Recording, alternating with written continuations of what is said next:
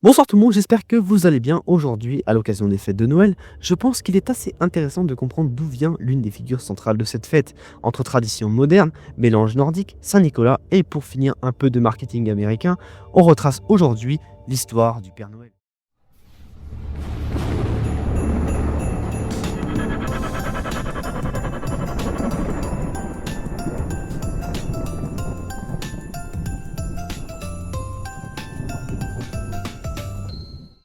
Avant que la vidéo commence, n'hésitez pas à vous abonner à la chaîne YouTube et à y laisser un petit like. Le personnage mythologique du Père Noël est un puissant mélange de traditions chrétiennes, païennes et nordiques. Mais avant de parler du personnage en tant que tel, le mot Noël a aussi une origine. Il est attesté dès le XIIe siècle et dérive de l'expression latine Natalis Dies, soit le jour de la naissance, et marque donc le jour de la nativité, c'est-à-dire la naissance du Christ. Au IIIe siècle, dans la région de Myre, en actuelle Turquie, alors sous domination romaine, un certain Saint Nicolas est alors un évêque connu pour sa générosité, en particulier envers les enfants et les plus pauvres. Sa réputation de bienfaiteur se répand rapidement. On raconte qu'il glissait secrètement des pièces d'or dans les chaussures des plus démunis. Sa fête, célébrée le 6 décembre, devient une tradition majeure en Europe. Dans de nombreux pays, les enfants reçoivent encore aujourd'hui des cadeaux ce jour-là.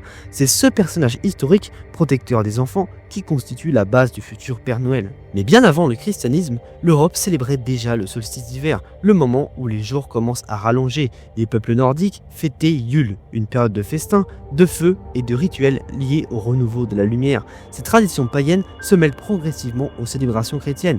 On y retrouve l'idée des cadeaux symbolisant l'abondance, les feux et bûches qui repoussent l'hiver et les esprits bienveillants qui visitent les foyers. Ce mélange culturel contribue à façonner un personnage hivernal, bienveillant et généreux, qui deviendra bien plus tard le Père Noël.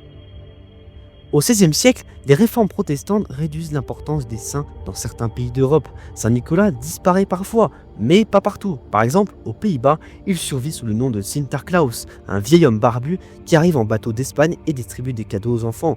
Lorsque les colons néerlandais s'installent en Amérique, ils emportent avec eux cette tradition. C'est là que Sinterklaas devient Santa Claus. Aux États-Unis, ce personnage se transforme rapidement grâce à la littérature et à l'art.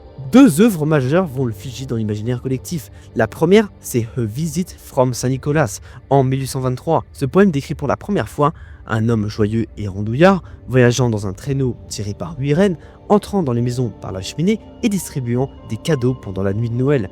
La seconde œuvre sont les illustrations de Thomas Nast à la fin du 19e siècle. Le dessinateur américain donne au Père Noël son visage jovial, sa grande barbe blanche, son atelier au pôle Nord et même sa liste d'enfants sages. Ces images, largement diffusées, deviennent la référence mondiale. Contrairement à une idée largement répandue, le costume rouge n'a pas été inventé par Coca-Cola.